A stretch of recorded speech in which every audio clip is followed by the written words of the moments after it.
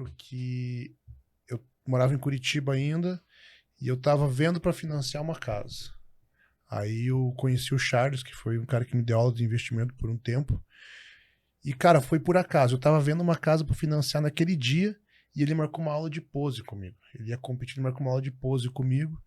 E eu falei, o que você faz? Tal, eu trabalho com investimentos, tal, consultor financeiro. Eu falei, cara, nossa, tô vendo um negócio para financiar hoje. Ele falou, pelo amor de Deus, cara, não faz Não isso, faz cara. isso. Aí ele falou, cara, vamos fazer um consórcio, as cartas e tal. Daí a gente acabou fazendo um consórcio. Tipo, tá lá rodando, mas se eu tivesse feito financiamento, eu tinha feito uma merda, Ferrado, né? É, Aí na desde verdade, então, tipo, pô, fui trocar de carro. Na época eu não tinha grana toda. Utilizei o consórcio, peguei aquela grana, dei de lance, o resto investi para ir ajudando aquela carta a pagar o que tava, né, sim. pagando de parcela. Então, a gente começa a pensar diferente e a gente vê a galera às vezes fazendo umas merda, né? Que eles falam, pelo se amor de endividando Deus, pra cara, não comprar faz casa. isso, cara. Infelizmente a gente vê muito isso, porque é o que o Carlão tava falando, o brasileiro não tem educação financeira, infelizmente. Então, você tem, sei lá, o sonho da casa própria, os banqueiros colocaram isso na nossa cabeça, que a gente tem que ter a casa própria, né? Então você tem comercial de TV e tal, não sei o que, você tem que ter o carrão e tal, não sei o que lá. Só que, cara, você não aguenta absorver essas dívidas, então, pô, vai lá e se endivida, faz um financiamento. Só que você vai pagar 30 anos uma casa, pô, a hora que... eu nunca vi ninguém terminar de pagar uma casa, não sei se vocês conhecem, mas não conheço uma pessoa que ficou 30 anos pagando uma casa. Acho que ou pagou antes, ou vendeu antes porque foi morar em outra casa. É assim, cada um tem uma forma de pensar, eu respeito todas as formas. Acho que o AGF tem essa missão de respeitar todo mundo, obviamente. Se você for perguntar para mim o que é mais certo, cara, eu sempre acredito assim, pra você comprar uma casa, tem que ter pelo menos o dinheiro da casa para você comprar. Pô, não tem o dinheiro da casa, então não compra a casa, aluga a casa, começa a trabalhar, a investir de uma forma que você junte essa grana para você comprar. Beleza, acho que essa é a pegada. Agora, se endividar para ficar 30 anos pagando uma casa e pagar 3 no final de 30 anos, não me parece ser a opção mais viável, né? Acho O que essa você é a acha pegada. um raciocínio de um amigo meu? Ele tem grana e tal, e ele mudou para um apartamento muito top, mas ele alugou. Aí eu falei, cara, mas por que? Pô, você tem grana para pagar? Ele falou, cara, o AP aqui é 6 mil, se eu fosse comprar. Eu tenho dinheiro. Ele falou, mas eu preferia alugar, porque esse dinheiro está investido, Tá rendendo. né? Na pior das hipóteses ali, 60 mil por mês, 70 mil por mês. O aluguel é 18. 20, 10, É a conta dele. Eu acho perfeito. Bom, eu moro de aluguel até hoje também, eu penso igualzinho e faço exatamente igual. É certo ou errado? Cara, como eu falei, não tem certo ou errado. Eu acho que cada um tem uma vivência, uma criação, uma forma, e eu acho que tá tudo bem, cara. Eu acho que a única coisa que você não pode fazer é pagar um dinheiro que você não tem.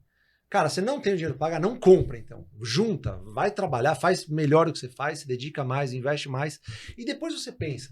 Né? Eu acho que eu acho que esse é o negócio, até porque as suas prioridades na vida vão mudando, né? Então, sei lá, você tá sozinho, a casa que você precisa de é uma. Você tá casado, a casa que você precisa é outra. Você tem um filho, a casa é outra, 2 é outra, tá? Imagina que você vai comprando uma casa cada vez que mudar a sua necessidade. Tá ferrado. Você vai deixar de dinheiro de dívida cada vez que você vai fazer um financiamento, você tá ferrado. Então não é que eu sou contra você ter uma casa. Eu acho que tem a sua casa, mas assim, tem o dinheiro para ter várias casas, uma casa pelo menos, para você comprar. Então, é a forma que eu sigo, mas eu respeito qualquer outra forma que as pessoas façam. O que eu só digo é não compre uma casa sem ter o dinheiro para comprar essa casa. Então, muitas vezes as pessoas têm 40% do dinheiro da casa e já está entrando num financiamento. Aquela falsa cultura, né, cara, que você falou assim. Eu falo que minha mãe tem o mesmo pensamento, né? Eu brigo às vezes com a minha mãe, porque ela tem 2 APs que juntos dão um bom dinheiro. E ela vive, só que assim, o aluguel, por não ter condomínio, né, não ter porteiro e tal, o aluguel ali, cara, não é mais que 1.500 por mês. Ele não segue, né, o valor do... Não bate. É complicado. E eu já, mano, é o quebra-pau. Mãe, vamos vender, a gente pega o dinheiro e aplica. Que, meu, brincando rende ali 3 vezes mais, sabe? Não, vou esperar, porque na cabeça dessas pessoas, a cultura do ser humano é o quê? Casa própria. Eu tenho uma casa própria, mas é minha, mas não sei o que, eu tô pagando, mas é minha, não sei o que lá, cara. Isso aí, às vezes, faz com que a pessoa tenha um pensamento conservador ou primitivo, não sei qual o termo mais adequado, E que, às vezes, ela não consiga evoluir, né, cara? Com Mais certeza. ou menos nesse ponto da educação financeira. Você tem total razão, Carlão. E as pessoas, na verdade, assim, não tem falta o conhecimento. Se você pegar o que os nossos pais falavam, meu pai não é diferente disso, minha mãe não é diferente disso, eles sempre falavam, você tem que comprar terreno, tem que comprar terreno. Se você compra uma ação da Klabin, você está comprando milhões de hectares lá. Você tem um pedacinho de todos aqueles hectares enormes lá, né? Então, você está comprando terrenos, né? Só que é em formato de ações. É mais ainda, você está comprando uma empresa produtiva que está fazendo com que o seu capital se remunere ao longo dos anos, tal, o que é muito diferente de uma casa lá que você está comprando, tal. Você tem os fundos imobiliários, por exemplo, que nós não investimos, nós acreditamos mais em ações do que em fundos imobiliários, mas também respeitamos quem investe em fundos imobiliários. Mas se você for pegar, por exemplo, na ótica da sua mãe, por exemplo, se ela compra um fundo imobiliário, dependendo do fundo imobiliário, ela está comprando algo mais diversificado, né, e que gera uma renda com certeza maior do que o que ela gera, do que o aluguel. Dificilmente vai ter uma vacância, tal. É um risco, mas dependendo do fundo, você tem uma renda melhor, né?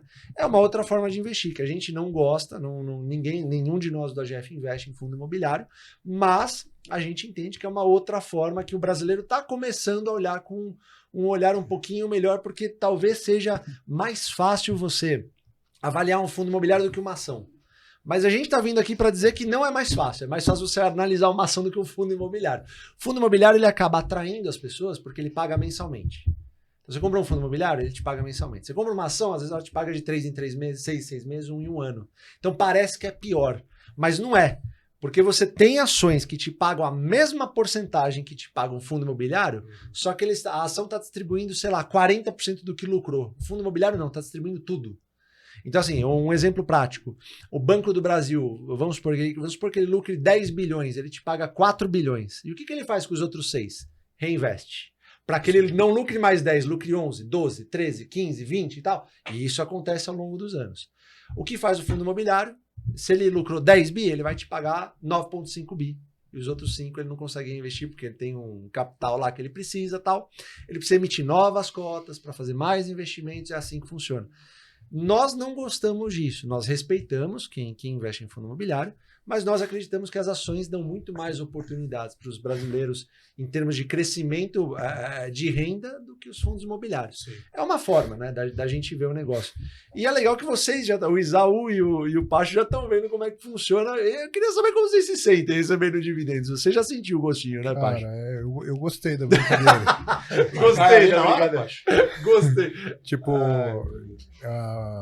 um tempo depois do nosso episódio, tava comunicando, falei, Fábio, ó, tô com um valor aí, o que você me recomenda? Daí ele falou da Caixa de Seguridade. Eu falei que a gente não recomenda ações. Mas eu falei para ele estudar a Caixa de Seguridade, que era uma empresa que estava prestes a pagar dividendos. Depois, ele falou, ó, Banco do Brasil, mês que vem vai pagar dividendos e dezembro vai pagar novamente. Daí eu fui lá e peguei do Banco do Brasil. Aí, depois a gente falou, ó, esse mês não tá tão bom o negócio, tá alto e tal, segura a grana para janeiro. Daí, tipo... na verdade, assim, o AGF, né, o Pacho, ele foi fazendo isso conforme ele foi estudando também, né, que ele tá no jeito Barsi de investir, ele foi vendo como é que funciona também o processo, né, o processo de mês a mês, de investir, reinvestir, investir, reinvestir.